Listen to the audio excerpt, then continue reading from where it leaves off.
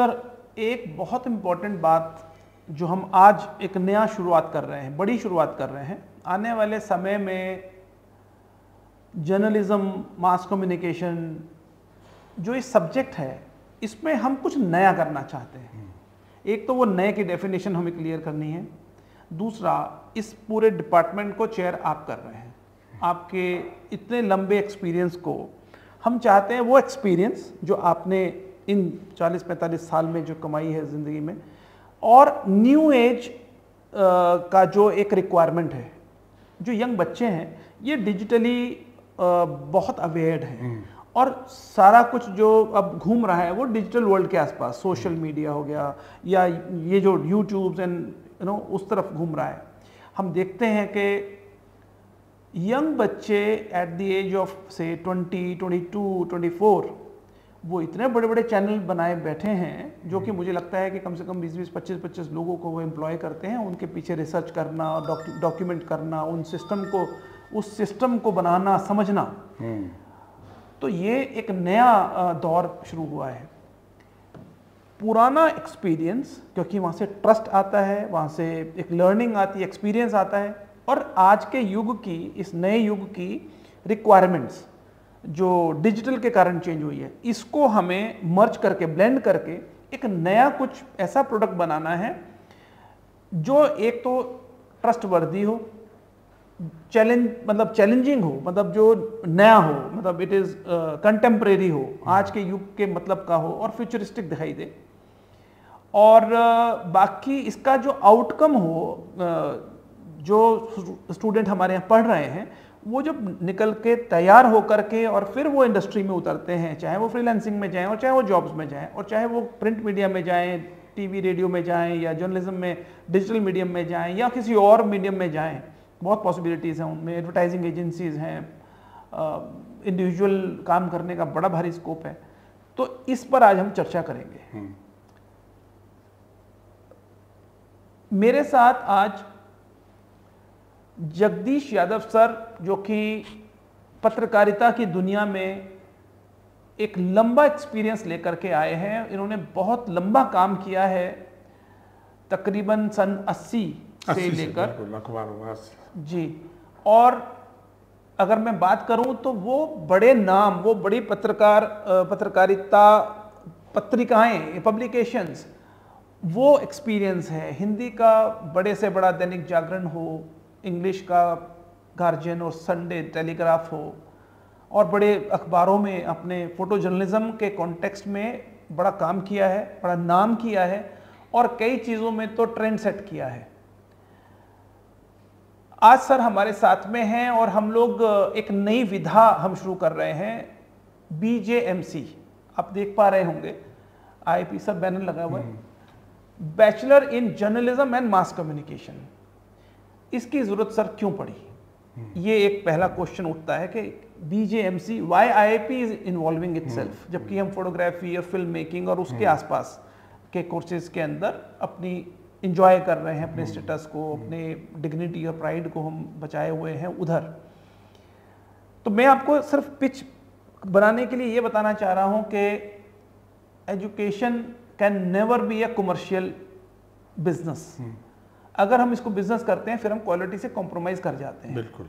इसीलिए लोग ट्रस्ट में चलाते हैं इसको। ट्रस्ट शब्द ही ऐसा है कि वो ट्रस्ट टुवर्ड्स स्टूडेंट्स हो, उनके पेरेंट्स हो, टुवर्ड्स कम्युनिटी, सोसाइटी हो, टुवर्ड्स कल्चर हो।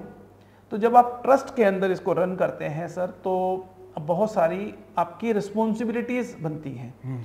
हमें उनको भी पढ़ाना है जो कि प्रिविलेज्ड हैं, हमें उनको भी पढ़ाना है जो नॉट सो प्रिविलेज्ड हैं।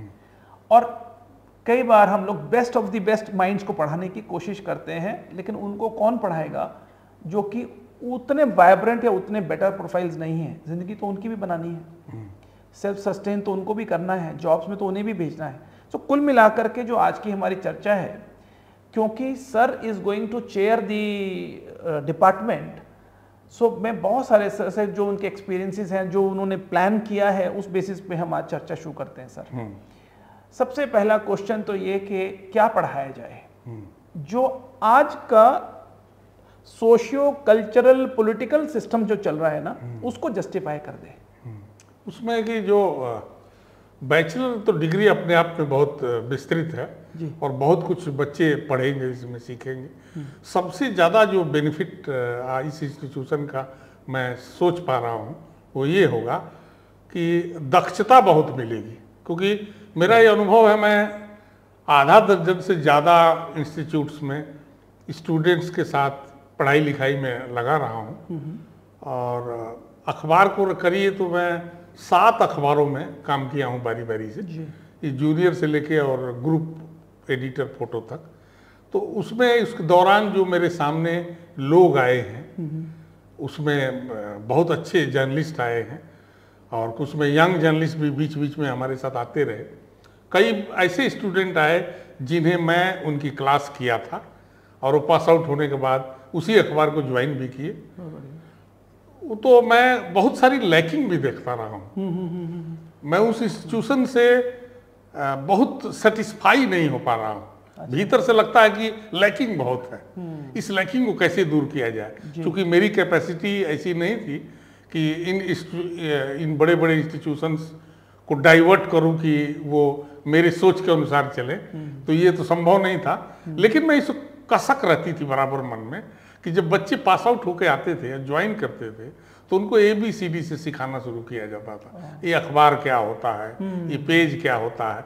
कोई कोई स्टूडेंट पेज मेकिंग भी सीख के आते थे, देखे हुए होते थे। तो फिर उस जर्नलिस्टों को ये पता नहीं होता था कि जो ये खबर है वो पन्ने पर कितना वैल्यू रखती है और कहाँ प्लेसमेंट उसका होना चाहिए। पिक्चर की ले लीजिए तो फोटो के एक ऐसा टूल मान लेते थे, एक ऐसा कंटेंट मान लेते थे कि उस पन्ने पर कहीं रख देना है। ये उनको इंस्टीट्यूशन में नहीं बताया गया था कि पिक्चर पेज को होल्ड कैसे करती है। एक तस्वीर पूरे पन्ने को रोके रखती है पन्ने पर पाठकों को। ये कोई ट्रेनिंग नहीं थी। हाँ, हम अपने अखबार में जरूर प्रयास करते थे कि आने के बाद उनको सिखा दिया जाए, उनको पढ़ा दिया जाए। सीनियर को भी जूनियर को भी मैंने कोशिश किया है पिक्चर के वैल्यू समझाने का, शीर्षक का वैल्यू समझाने का।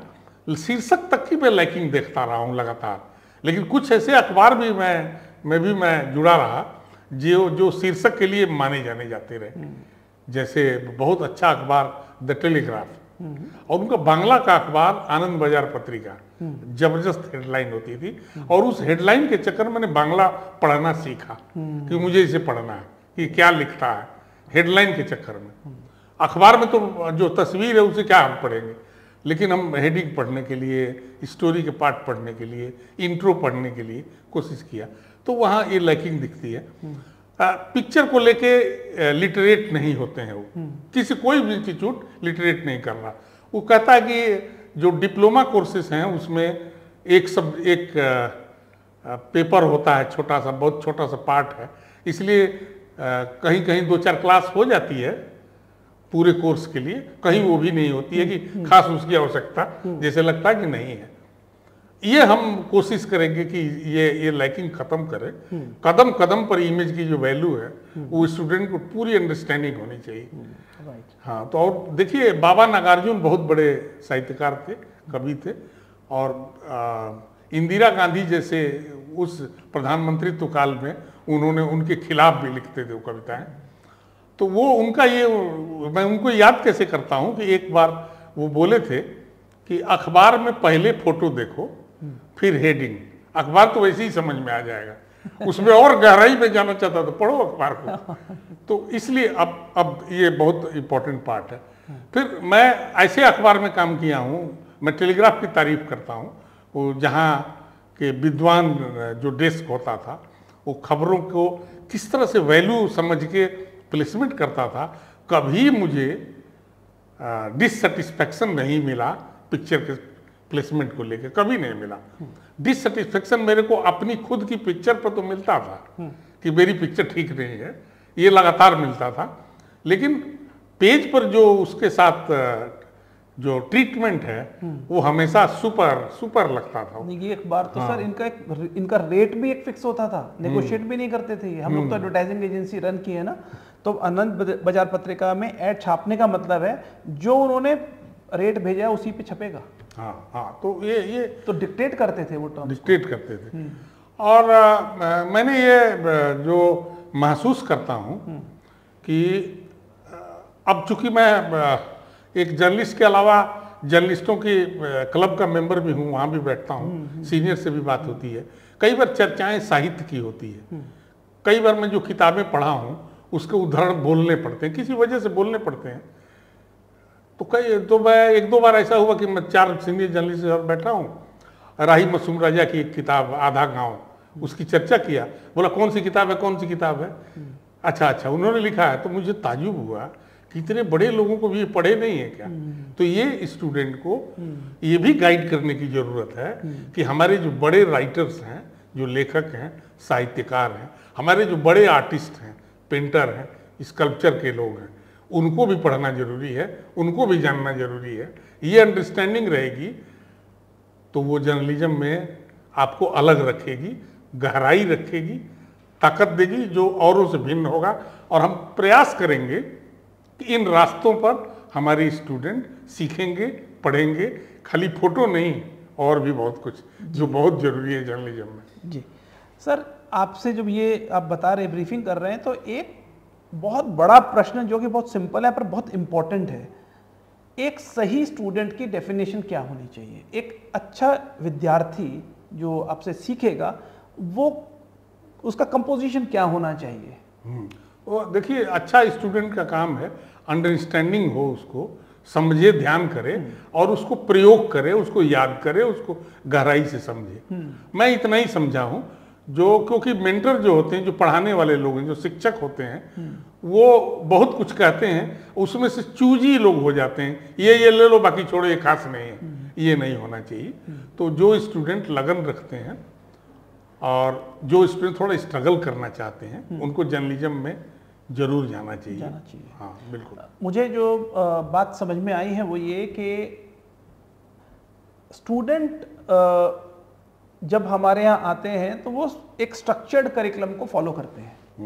जो सर स्ट्रक्चर हमने बना दिया, सेमेस्टर 1 2 3 4 5 6, इसको वो फॉलो करते हैं और सोचते हैं शायद इसी से सब कुछ हो जाएगा।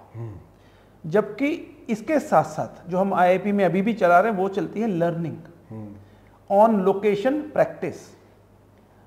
जिस बच्चे के अंदर हम उसकी ट्रेट्स को, उसकी पर्सनैलिटी को जब हम समझ पाते हैं तब उसको उसी हिसाब से हम गाइड कर पाते हैं। ये होता है तब जब होते हैं आपके पास छोटे बैचेस। नंबर ऑफ स्टूडेंट्स हमारे यहाँ जो मैक्सिमम होंगे वो होंगे सर 24 मैक्सिमम। इससे ऊपर हमें बच्चे चाहिए ही नहीं। अभी मैं इस बीच में टोकता हूँ आपको। हाँ जी। अभी पिछले जब मैं क्लास कर रहा था प्रोमिनेंट इंस्टीट्यूशन में, नाम नहीं रखना चाहिए, तो मैं देखा 54 बच्चे। अब क्लास में बैठ के मैं इंटरेक्ट करना चाहता हूँ, हर एक से कुछ टच करना चाहता हूँ, मैं अपनी बातों को लेकर टच करना और उनका ध्यान आकर्षित कराना चाहता हूँ। ये मेरी आदत में है। मैं ये नहीं कि कोई बैठा है तो उसको मैं छोड़ दूंगा। तो मैं क्या करता था कि जब मैं खुद सेटिस्फाई नहीं हो रहा था कि मैं अब क्या करूं, तो मैं वो जो हाथ वाला जो माइक होता है ना बोलने का, वो लेके मैं पीछे जाता था और पीछे से ही क्लास चलाता था। और बहुत देर तक वो बांट लिया था मैं कि इतनी देर इस पोजीशन में, इतनी देर यहाँ, इतनी देर यहाँ और इतनी देर यहाँ। और जब तक वो पूरी तरह से इन्वॉल्व पीछे वाले नहीं हो जाते थे, क्योंकि मैंने ये पाया था कि वो कटने के लिए, बचने के लिए पीछे बैठते हैं, वो अपने में 4 बातें करते हैं। तो उनको मैं बहुत ज्यादा इन्वॉल्व करता था।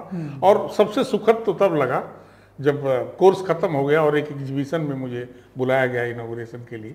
मैं गया तो वो बच्चे जो पीछे बैठते थे वो सबसे ज्यादा गदगद थे कि आपने छोड़ा नहीं, हमारा अटेंशन कर लिया आपने, और इसी वजह से हम कुछ बेटर पिक्चर अप करने लगे।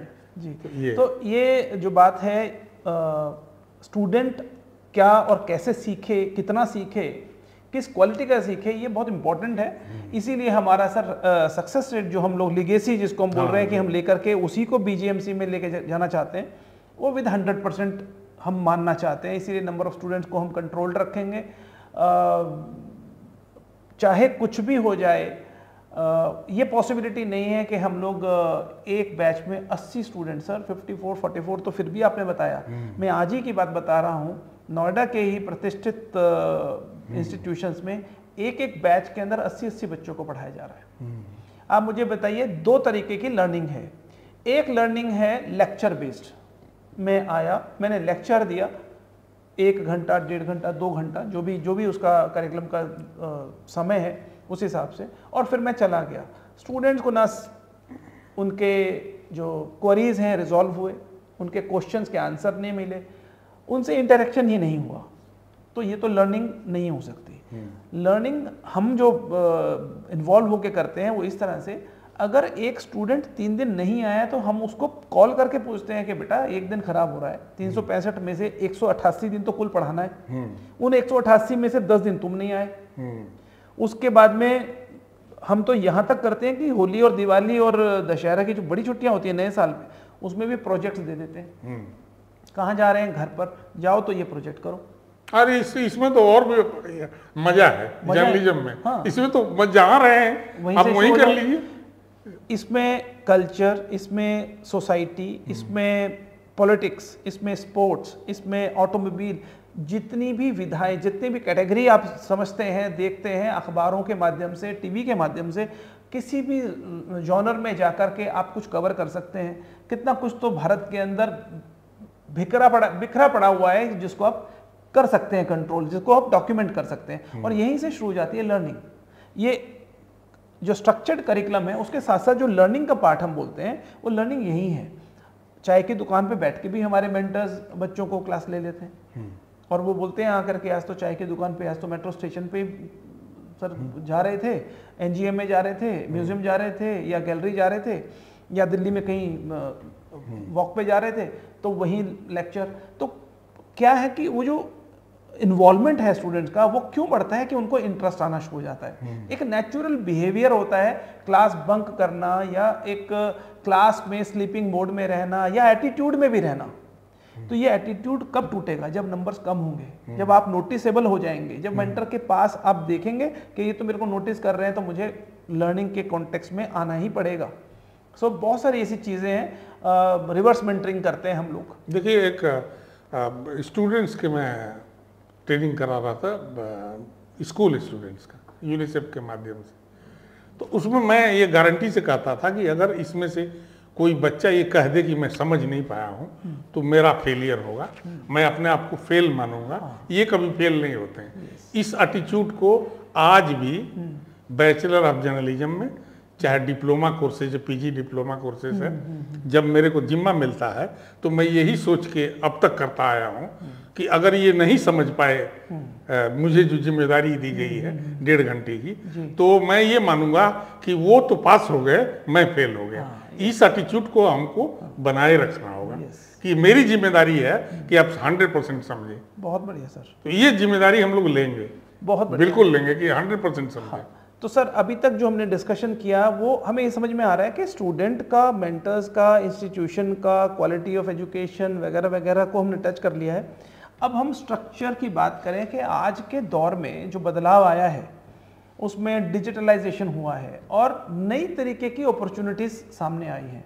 कुछ लोगों को इश्यूज भी क्रिएट हुए हैं, न्यूज़पेपर्स थोड़े कम हुए हैं या फिर मैगजीन्स कुछ डाउन हुई हैं, तो डिजिटल वर्ल्ड ओपन हो गया है और बहुत बड़े तरीके से हम देख पा रहे हैं कि अपने पॉडकास्टिंग के माध्यम से, डिजिटल चैनल्स के माध्यम से बहुत पैसा कमा रहे हैं और बहुत नाम कमा रहे हैं स्टूडेंट्स जो यंग एज में अच्छा एस्टेब्लिश कर रहे हैं। तो हमारा जो टीचिंग का प्रोग्राम रहेगा, हमने लिखा भी है, जैसे हिस्टोरिकल पर्सपेक्टिव तो रहते ही है, फिलॉसफी रहती है, और वो एक पिच है। मतलब एक स्टूडेंट को सिर्फ ये नहीं समझना है कि मुझे तो सिर्फ लिखना है, मुझे तो सिर्फ तस्वीर बनानी है, मुझे तो सिर्फ माइक पर बोलना ही है, या मुझे टेक्निकल डिपार्टमेंट में या सॉफ्टवेयर पे काम करना है। ये तो सब बेसिक है, होना ही चाहिए। लेकिन जो हम जिस पर्सपेक्टिव की या जिस कम्युनिकेशन के लिए हम बात कर रहे हैं उसमें आपको नए दौर में क्या बदलाव लग रहा है और ऐसा हम क्या उनको डिलीवर करने वाले हैं, अदर देन, मतलब बाकी सब तो हम क्योंकि डिपार्टमेंट्स हैं तो सब एडिटिंग है और बाकी रेडियो के कॉन्टेक्स्ट में, ऑडियो के, विजुअल के और डॉक्यूमेंटिंग के कॉन्टेक्स्ट में, और इसके अलावा हम क्या ऐसा एड ऑन करें जो आपको लगता है कि न्यू एज में एटलीस्ट काम होगा, स्टूडेंट्स को बेहतर समझ में आएगा। देखिए, पहली तो ये जैसी रिस्पांस मार्केट का आ रहा है ना, उसी हिसाब से लोग चलते हैं। तो रिस्पांस ये आ रहा है कि डिजिटल पर लोगों की विजिट इतनी ज़्यादा हो गई है, इतनी ज़्यादा अटैचमेंट है कि जैसे मैं एक आपके साथ बातचीत जब हो रही थी एक किसी मुद्दे पर, तो मैंने कहा कि उस तस्वीर की चर्चा देश स्तर पर, अंतर्राष्ट्रीय स्तर पर नहीं हो पाई क्योंकि ये डिजिटल का युग नहीं था। एक बार बताया था मैं आपको। आज इतना ऐसा युग है कि करोड़ों लोगों के पास एकदम आप पहुंच जाते हैं, लेकिन तब पहुंचते हैं जब आप में क्वालिटी होती है, आप में डेप्थ होती है और आपकी बात पर यकीन करते हैं, या अगर इंटरटेनमेंट में आप जा रहे हैं तो उसमें ऑथेंटिक इंटरटेनमेंट आप दे रहे हो तो भी रुकते हैं। ऑथेंटिसिटी बहुत इंपॉर्टेंट है। बहुत बढ़िया सर। आप जब ऑथेंटिक काम करेंगे, टेक्निकली आप साउंड होंगे और नॉलेज के रूप में आपको ट्रेंड किया गया होगा कि आप ऑथेंटिक काम करें, चाहे आपका सब्जेक्ट स्पोर्ट्स पर काम करना हो, चाहे वो खेल के अलावा, चाहे वो इंटरटेनमेंट हो, फैशन हो, पॉलिटिक्स हो, क्राइम हो। इवन क्राइम बहुत इंपॉर्टेंट है। उसमें बताया जाए, वो एक लाइन कहते हैं पत्रकारों के लिए, बड़ी अच्छी लाइन है कि मैं हूं सबका पर हूं किसी का नहीं। बहुत बढ़िया सर। हाँ, यही होना चाहिए। ये लाइन समझना बहुत इंपॉर्टेंट है। मैं सबका हूं लेकिन मैं हूं किसी का नहीं, क्योंकि जब मुझे लग जाएगा कि आप गलत की तरफ ले जा रहे हैं और आपकी प्रैक्टिसेस ठीक नहीं है, देश के लिए ठीक नहीं है, समाज के लिए ठीक नहीं है, तो पहली मैं हूं जो आपका नहीं रहूंगा और मैं आपको एक्सपोज करूंगा। क्या बात है। ये हमको ट्रेड करना है लोगों। बहुत सुंदर। पत्रकारिता का जो एक पैमाना होना चाहिए, फॉर्मूला या फिर कमिटमेंट होना चाहिए, वो ये हमें कंस्ट्रक्टिव क्रिटिसिज्म करना चाहिए, आलोचना, ना कि इस वजह से कि मैं मानता नहीं हूँ, मेरी अप्रोच ये वाली नहीं है, मुझे तो ये पसंद नहीं है। मैं देख रहा हूँ कि सर न्यूज़ जो है वो व्यूज़ बनती चली जा रही है। एक्चुअली एक अजीब किस्म का माहौल है अभी, थोड़ा सा अजीब सा सेकी सा दिख रहा है अभी। एक पॉलिटिशियन का प्रो, एक पॉलिटिशियन का एंटी, गुट बन गए। हाँ, तो लेकिन ये इसमें क्या लैक हम कर रहे हैं, ये हम जरूर पढ़ाना चाहेंगे लोगों को कि जो शीर्ष पर बैठा पॉलिटिशियन है, चाहे कोई भी प्राइम मिनिस्टर हो, वो सभी डिपार्टमेंट को अपनी नज़रों से देख नहीं पाता है और वहाँ बहुत सारी ऐसे काम होते हैं, एक्टिविटीज जिसकी सूचना उनको भी नहीं होती है। तो हम स्टोरी नहीं करना चाहिए हमें? क्या उसके लिए वो नाराज हो जाएंगे? बिल्कुल नहीं होते नाराज। आप पर्सनल कटाक्ष, पर्सनल इन्वॉल्वमेंट उनकी बेशक वो उनको पिंच कर सकती है, लेकिन किसी डिपार्टमेंट में कुछ ऐसी गतिविधियां हो रही है।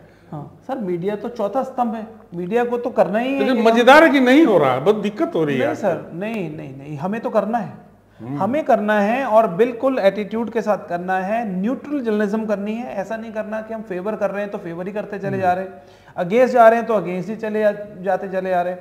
वो नहीं करना है। पत्रकारिता का जो एक इन टोटलिटी कोई उसके मापदंड है या तो उसका कोई एक अपना सिस्टम है, एटलीस्ट उसको फॉलो करें हम। वो देखिए, पूरा सिस्टम ये होता है कि हम काम किसके लिए कर रहे हैं। हम पूरा जो जर्नलिज्म हो रहा है लोगों के लिए हो रहा है और हमारी जो सरकारें भी है वो भी डेमोक्रेटिक में है। वो बोलते हैं कि लोगों के लिए, लोगों द्वारा लोगों की बनाई सरकार, तो उसी में जर्नलिज्म भी लोगों के लिए हो रहा है। तो आप लोगों के हित को देखते हुए स्टोरी तो कर सकते हैं, सवाल भी उठा सकते हैं। कोई सवाल से कोई परेशान नहीं होगा, ना ही कोई किसी को परेशान करेगा। एक और बात सर इसमें आती है कि शायद मैं समझता हूँ क्योंकि कमर्शलाइजेशन इन मीडिया इतना ज़्यादा हो गया है कि ग्रुप्स कई हजार करोड़ के हो गए हैं, इनफैक्ट कुछ तो लाखों करोड़ के भी होंगे। अब क्या है कि अगर वो टीआरपी नहीं मिलती है तो टीआरपी जिस चीज़ से मिलती है उसे चला देते हैं, इस वजह से मिलती है तो उस वजह को चला देते हैं, लड़ने से मिलती है तो लड़ाना शुरू कर देते हैं, हिंदू मुस्लिम से होती है तो वो शुरू कर देते हैं। बड़ा भारी प्रॉब्लम है। नहीं, प्रॉब्लम नहीं है, वो फेल हो चुका है।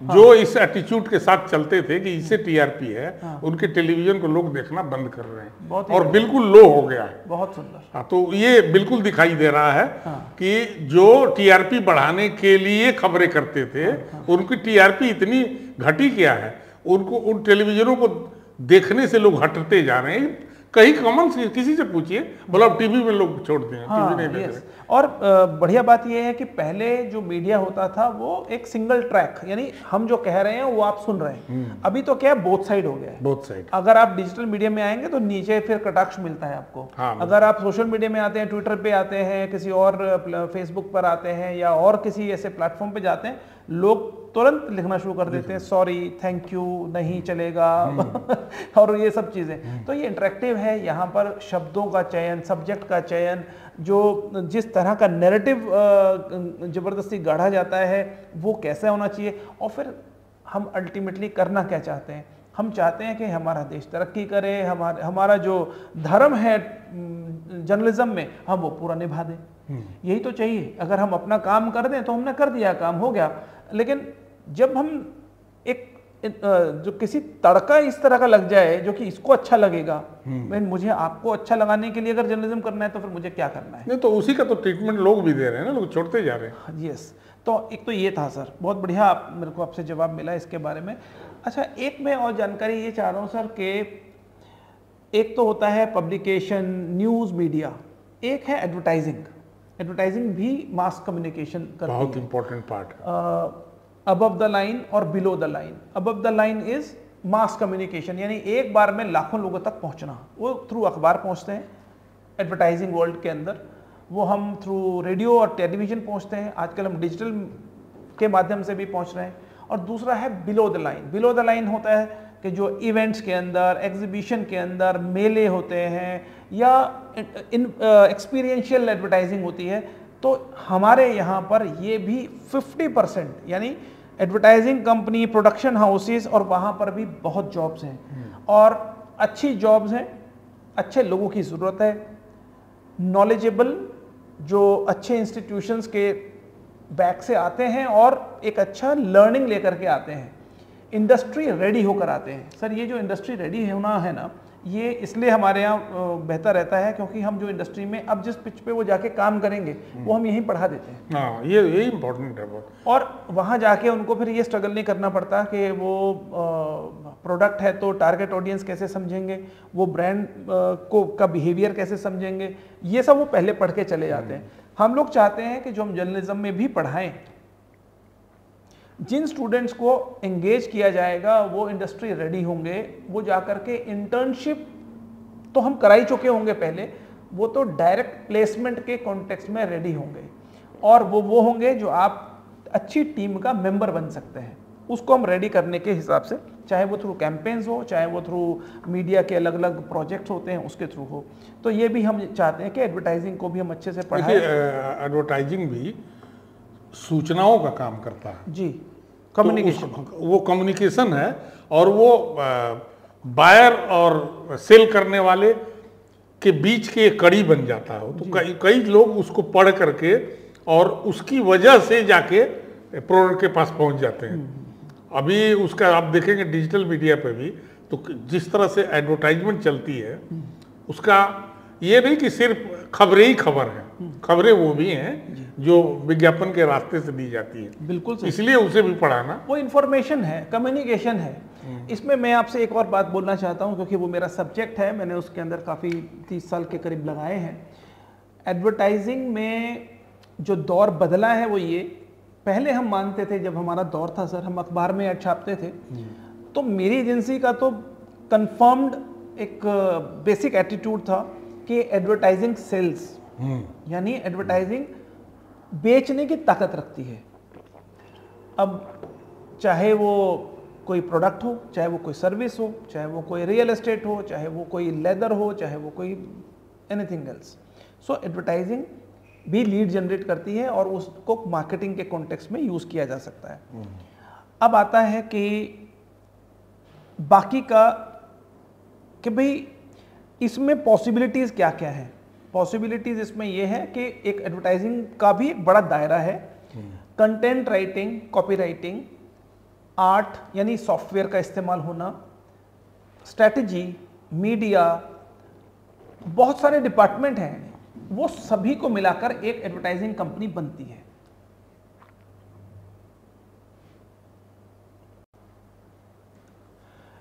तो तो एडवर्टाइजिंग एजेंसी का एक कंपोजिशन होता है और वहाँ पर बहुत अच्छी बेटर अपॉर्चुनिटीज़ होती हैं। हाँ, आज के दौर में फिर बदल गया है सर। जैसे हम लोग अभी बात कर रहे थे, हम बैठे थे तो बात कर रहे थे ना, आपने बोला था कि अब तो पेज मेकिंग ऑन पेज हो रही है, यानी मैं टाइप करके कंटेंट नहीं भेज रहा हूँ, अब आप पेज पे लगा के दिखाएं कि वो कैसा दिखता है। हाँ, पेज पर रिपोर्टर का और डेस्क का ये काम हो गया है कि गए स्टोरी आई, स्टोरी को पेज पर ले लेते हैं।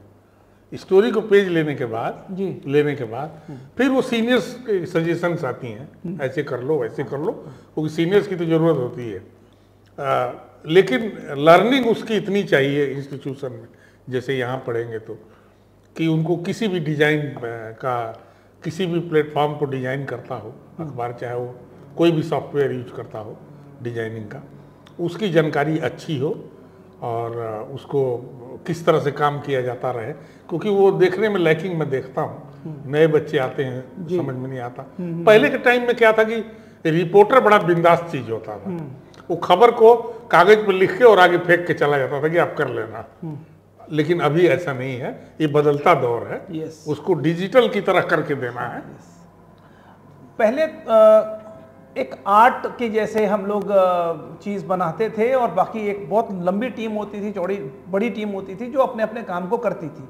अब जब से सॉफ्टवेयर का युग आया है, बहुत सारी चीज़ें बीच में से गायब हुई। जैसे हमारे ज़माने में क्रिएटिव डायरेक्टर होता था, फिर एक आर्ट डायरेक्टर होता था, फिर एक विजुअलाइजर होता था, फिर एक ग्राफिक डिज़ाइनर होता था।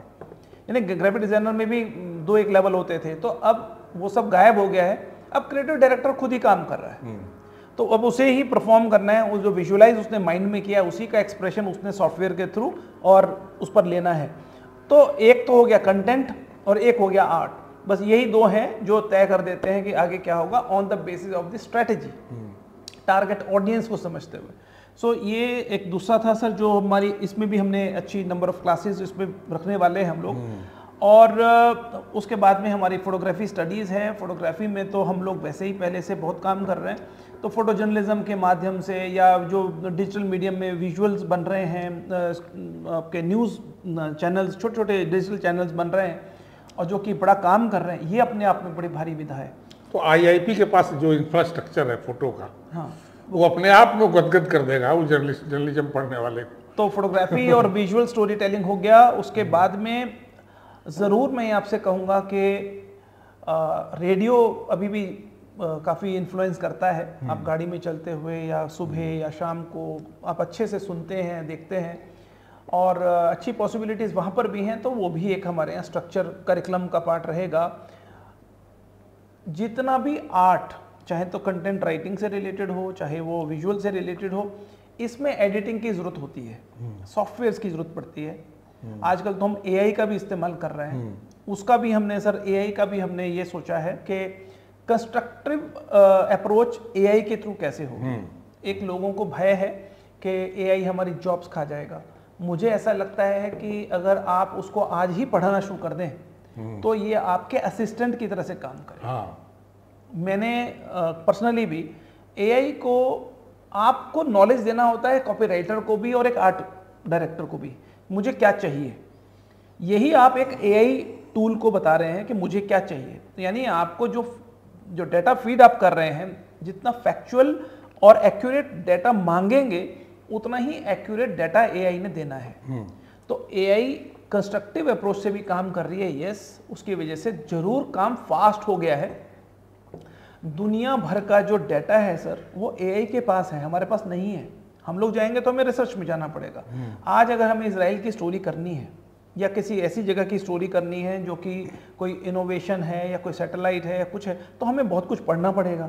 उधर डाटा पहले से अवेलेबल है इंटरनेट के ऊपर। तो हमारा AI क्या हमें सपोर्ट कर रहा है कि हमने वो इंस्ट्रक्शन के बेसिस पे उससे वो कंटेंट मांगा जो कि वो बहुत एक्यूरेट दे सकता है। अगर आप उनको लिखेंगे कि इजराइल वॉर, तो वो पता नहीं क्या ही दे देने वाला है। अगर आप लिखेंगे इजराइल वॉर में कॉन्टेक्स्ट ये वाला, हाउ मेनी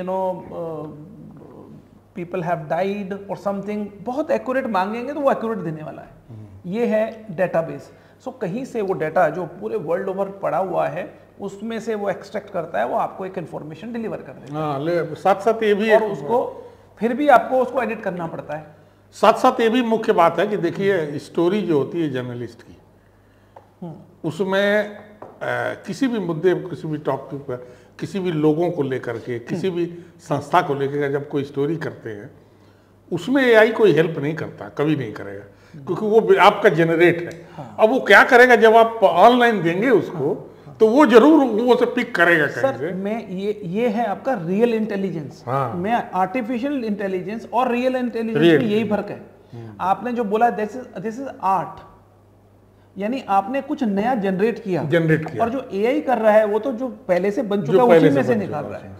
तो एक सीनियर, बहुत सीनियर, मुझसे भी सीनियर, मेरे बॉस रह चुके एक फोटोग्राफर हैं, उन्होंने कहा कि एआई टेक्नोलॉजी आया है, ये तो फोटोग्राफरों को पैदल कर देगा। तो मैंने कहा कि मैं पूरा सोच विचार के कहा कि वो हमें क्या पैदल कर देगा। हमारी जो फोटोग्राफी है जो अखबार की, वो डॉक्यूमेंटेशन है, कोई भी चेंजेज अलाउड नहीं है। तो वो हमारे क्या कर लेगा, वो हमें वो लाभ देगा। क्या लाभ देगा? एक झटके से हम रेजोल्यूशन ठीक कर लेंगे, कलर को करेक्ट कर पाएंगे, ये हो सकता है, तो हमें फायदा देगा। वो एआई हमको नुकसान क्या करेगा? जब हमारी पिक्चर में चेंजेज अलाउ नहीं है, अगर आपने चेंजेज कर दिया तो वो जर्नलिज्म नहीं है, तो वो हमारे लिए यूजलेस है। वो हमारे लिए यूजफुल इतना है कि पिक्चर को इनहेंस करना विदाउट चेंजिंग एनीथिंग, एडिटिंग के लेवल पे। हाँ, कलर ठीक कर दिया, कंट्रास्ट ठीक कर दिया। फोटोशॉप में थोड़ा जो टाइम लगाते थे वो एक झटके से कर सकता है। हाँ। तो वो तो मदद कर रहा है, उसमें हमें आफत थोड़ी करेगा। शूट तो हम स्पॉट पे करेंगे ना, परफेक्ट, उसमें वो क्या करेगा हमारा। तो सर नेक्स्ट हमारा है कि हम लोग फोटोग्राफी स्टडीज के बाद में थोड़ा रिसर्च, बिकॉज मास कम्युनिकेशन में, जर्नलिज्म में अगर विदाउट रिसर्च काम करने उतरते हैं तो फिर मी टू प्रोडक्ट डेवलप होता है। मी टू का मतलब जैसा ए है तो ऐसे ही बी और ऐसे ही सी, सब एक जैसे ही बोल रहे हैं। लेकिन जब आप रिसर्च, आपकी टीम रिसर्च करती है, आप फैक्ट बेस पर काम करते हैं, तो वो ऑथेंटिक हो जाता है। बहुत सारे चैनल जो नए खुल रहे हैं, मैं देख रहा हूँ उसमें कुछ लोग हैं जो एक्सपोज कर रहे हैं कि ये न्यूज़ जो आपने देखी यार, ये जो खूब चली है ये गलत थी। वो देखा, मैंने भी देखा। रिसर्च की गुंजाइश बड़ी जबरदस्त है। हाँ। और रिसर्च तो और भी चाहिए। तो स्टूडेंट को गहराई से देखिए, इन टोटलिटी क्या करने वाले हैं हम लोग। एक बेसिक एटीट्यूड होता है कि भाई मुझे सीखना है, मैं एग्रेसिव हूँ, आई कैन स्पीक। तो अब आपका हमारी जो रिस्पॉन्सिबिलिटी बनती है और जो आपकी रिस्पॉन्सिबिलिटी बनती है वो ये कि हम मिल करके एक प्रोफाइल को ग्रूम करें, तैयार करें, इंडस्ट्री की नॉलेज के साथ में, उसके एक राइट अप्रोच के कॉन्टेक्स्ट में, पर्पस उसके क्लियर हों, तब वो एक अच्छा प्रोफाइल डेवलप हो जाता है। लेकिन अगर वो 3 साल मेहनत करे ही नहीं, फाइनल ईयर में कहे सर मेरी तो इंटर्नशिप करवा दीजिए, तो इंटर्नशिप तो हो जाएगी, वो वहाँ भीड़ में स्ट्रगल शुरू हो जाएगा। आपके यहाँ इस तरह का कोई गुंजाइश नहीं देनी है। इस आईआईपी में पूरी तरह से तैयार करके 100% करके, ठीक है, इसीलिए नंबर ऑफ स्टूडेंट कम रहेंगे जी। और ये ऐसा कोई स्टूडेंट हम लोग तैयार ही क्यों करेंगे जो किसी तरह से निकल जाना चाहे, वो नहीं होगा। तो इसके अलावा कुछ एक चीज़ें हैं, जैसे थर्ड ईयर में सेमेस्टर 5 और 6 में हमारे यहाँ प्रोजेक्ट्स हैं।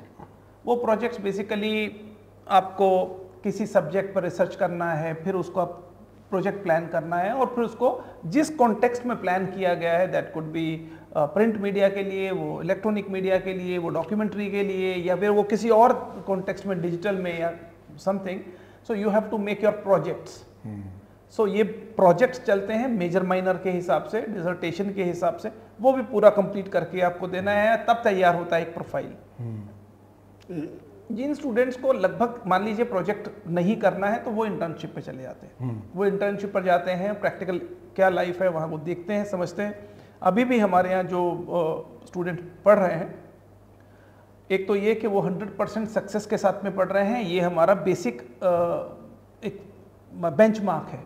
और दूसरा, स्टूडेंट्स के लिए हम बहुत सारी इंफॉर्मेशन इंडस्ट्री की निकालते हैं, कहाँ ज़रूरत है, वो क्या कर रहे हैं, उस प्रोजेक्ट पे हमारे स्टूडेंट्स काम करेंगे। तो बड़े प्रोफाइल्स के साथ में जब हमारे स्टूडेंट्स काम करते हैं, और मैं आपको सर एक बात ये बताना चाहता हूँ, हमारा बिल्कुल भी मानना ये नहीं है कि हम चेहरे दिखा करके बात करें। न तो हम चेहरों को बुलाते और ना ही चेहरों को दिखा के बेचते। ये बड़ा भारी प्रॉब्लम है पेरेंट्स के लिए भी और स्टूडेंट के लिए भी। जिस चेहरे को दिखाकर आप इंडस्ट्री को इन्फ्लुएंस कर रहे हैं वो आपके यहाँ साल भर एक बार आते हैं। स्टूडेंट के साथ में सिर्फ 5 मिनट का एक इंटरेक्शन होता है, तो फिर वो क्या कर रहे हैं? तो हमारे हीरो कौन है? हमारे हीरो तो आप हैं, हमारे हीरो तो मेंटर्स हैं, हमारे तो वो ब्रांड्स जो हमारे साथ में एसोसिएटेड हैं, तो वो हैं जिनके साथ में स्टूडेंट का एंगेजमेंट होना चाहिए, सीरियसली पढ़ाई को पढ़ना चाहिए। और इसीलिए ये बीजेएमसी का आईआईपी में इंसेप्शन, ये एक विधा जो है पढ़ाने को तैयार हो रहा है। वरना हमें we are enjoying photography, we are enjoying our lifes. हम लोग के स्टूडेंट्स बहुत अच्छा काम कर रहे हैं, अच्छी जगह प्लेस हैं, जहाँ वो प्लेस हैं वो वाव फैक्टर है। तो हम लोग चाहते हैं कि अब हम जो नई विधा को पढ़ें, और खासकर क्योंकि रिक्वायर्ड है हमारे देश को इस बात की एक न्यूट्रल और रियल जर्नलिज्म की। हमें कोई नैरेटिव सेट नहीं करने हैं कि प्रो गवर्नमेंट करना है कि अगेंस्ट करना है। हम तो हमें किसी के, हमें अपने न्यूज़ को बेचना है। बिल्कुल बिल्कुल सर, न्यूज़ को बेचना ये कैसे पॉसिबिलिटी है? पर स्क्वायर सेंटीमीटर में न्यूज़ बेची जा रही है। तो ये सब चीज़ें हमें नहीं करनी है। हमें करना है भविष्य का जो भी भारत होगा उसके लिए मीडिया आंख में आंख डालकर बात करे। ट्रेवल है ना, फैशन, पॉलिटिक्स, क्राइम, इस सभी चीज़ों पर जब नॉलेजेबल स्टूडेंट होता है तो वो आसानी से वहाँ पे जब न्यूज़पेपर के ऑफिस में जाएंगे तो वहाँ देखने को ये मिलता है कि जो व्यक्ति बिजनेस पर फोकस ज़्यादा किया है और जिसका इंटरेस्ट है उसे बिजनेस पे लगाते हैं। यस, बिल्कुल। स्पोर्ट्स वाले को स्पोर्ट्स पे लगाते हैं। अब मैंने देखा है कि जो फीचरिस्टिक आइडिया के साथ जाते हैं लोग, यहाँ पता चल जाएगा आपको फाइनल ईयर में, जब लास्ट सेमेस्टर में आप उसको फिल्टर कर पाएंगे कि किस बच्चे का इंटरेस्ट कहाँ है, और आप उसके इंटरेस्ट को उसे सजेस्ट कर पाएंगे कि तुम यहाँ अटेम्प्ट करो। तो उसे अच्छा परफॉर्म करेगा। और वहाँ इतनी कमी है लोगों की, बहुत कमी है सर, अच्छे लोगों की कमी है। स्पोर्ट्स में और खेल में, बिजनेस में मैं देखता था सब एडिटर नहीं मिलते हैं, बताइए, रिपोर्टर नहीं मिलते हैं बिजनेस में। लोग हैं नहीं, बोले क्या जी मैं तो ये करूँगा, स्कूल क्या बोलते हैं, एजुकेशन करूँगा, मैं इलेक्ट्रिसिटी करूँगा, वाटर सप्लाई करूँगा, ये तो मिलते हैं जूनियर लेवल पे। बिजनेस की बात करते ही वो क्योंकि लैकिंग है, पढ़ाई नहीं हुई है ना। लेकिन आप जब मजबूत कर देंगे इसमें कि ये जितनी तरह की जर्नलिज्म के जो मेन ब्रांचेज हैं, ये सबकी अंडरस्टैंडिंग बढ़िया हो, और बाद में कुछ एक्सपर्ट उनको गाइड करेंगे कि आपको कहाँ अटेम्प्ट करना चाहिए, चाहे बेशक वो व्यक्ति, वो स्टूडेंट अपना सेटअप बना रहा हो, ठीक, चाहे वो सोशल मीडिया पर कोई सेटअप तैयार करना चाह रहा हो, लेकिन जहाँ उसका इंटरेस्ट है उसमें अपार संभावनाएं हैं, बहुत काम कर सकता है। बहुत बढ़िया सर। तो वो ये, तो मैं आपको एक बात बताना चाह रहा हूँ कि जर्नलिज्म में हम क्या करने वाले हैं। एक ऐसा जर्नलिज्म, क्योंकि हम चौथा स्तंभ है, फोर्थ पिलर डेमोक्रेसी का। डेमोक्रेसी में हमें ये ताकत है, फ्रीडम है कि हम अपनी बात को कहें, बट विद रिस्पॉन्सिबिलिटी, एक रिस्पॉन्सिबिलिटी के साथ। आंख में आंख डालकर बात तो करेंगे, लेकिन किसी की आंखें झुकाने के लिए नहीं। किसी को ऐसा महसूस ना हो कि हमारा जो कंटेंट है ये किसी के फेवर में है। ऐसी जर्नलिज्म अगर आप पढ़ना चाहते हैं तो आपको आईआईपी के बीजेएमसी प्रोग्राम को जरूर ज्वाइन करना चाहिए। आपको लगता है कि आपके पास ताकत है, आप कुछ बेहतर करना चाहते हैं, अगर अपना भविष्य जर्नलिज्म और मास कम्युनिकेशन में आप बनाना चाहते हैं, तो आईआईपी के काउंसलिंग डिपार्टमेंट को आप कॉल करें।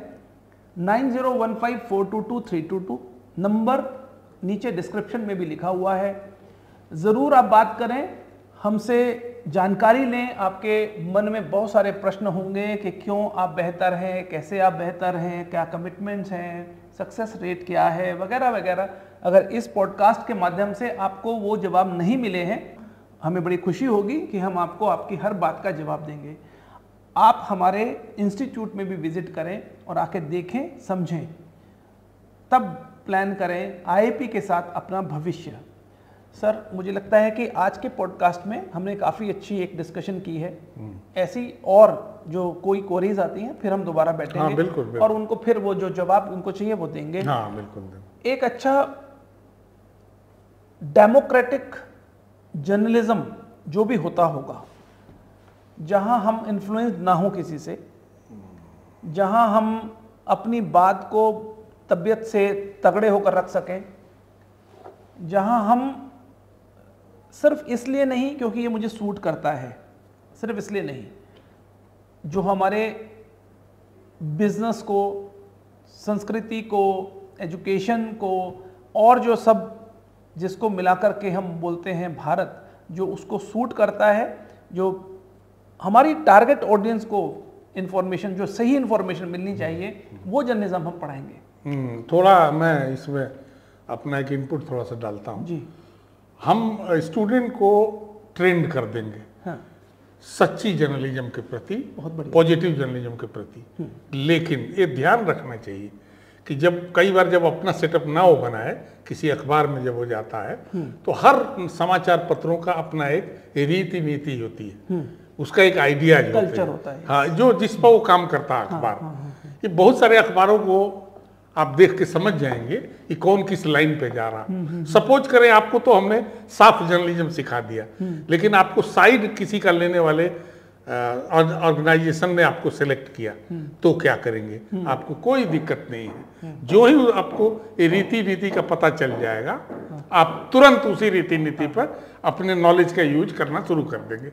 तो इसमें बहुत चिंता करने की जरूरत बिल्कुल नहीं है, क्योंकि भीतर में जो आपकी नॉलेज होगी, अंडरस्टैंडिंग होगी, वो बिल्कुल फेयर होगी, बिल्कुल साफ होगी, किसी की साइड नहीं। अब जो चाहे आप किसी चीज़ पर लिखवा लीजिए, आप बिल्कुल साफ रहेंगे।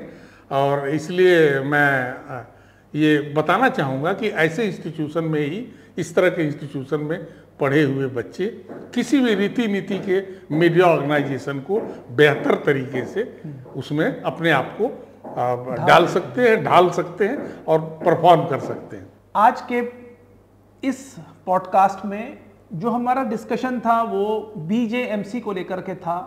BJMC यानी bachelors in journalism and mass communication. इस सब्जेक्ट पे जो भी डिस्कशन हमारा हुआ है, उसको लेकर के आपके कोई क्वेरीज हों, कोई क्वेश्चंस हों, आपने कुछ हमसे जानकारी करनी है तो जरूर कमेंट में लिखिए। IIP presents let's talk photography and now journalism also के इस पॉडकास्ट से जुड़ें, सब्सक्राइब करें, कमेंट करें और शेयर करें। बेल आइकॉन को भी जरूर प्रेस करें, क्योंकि आने वाले सभी वीडियोस की जानकारी अब तक पहुंचती रहेगी। आपको अवेयरनेस रहेगा इस बात का कि हमारे नए नए वीडियोस किस सब्जेक्ट पे आ रहे हैं। और जिन लोगों ने हमारे पॉडकास्ट को अप्रिशिएट किया है, उनका हम बहुत धन्यवाद इसलिए करना चाहते हैं कि वहीं से ऊर्जा मिलती है और बेहतर करने की प्रेरणा मिलती है। आज के लिए इतना ही। फिर एक बार दोबारा हम प्रेजेंट होंगे आपके सामने एक नए विषय के साथ, एक नई ऊर्जा के साथ।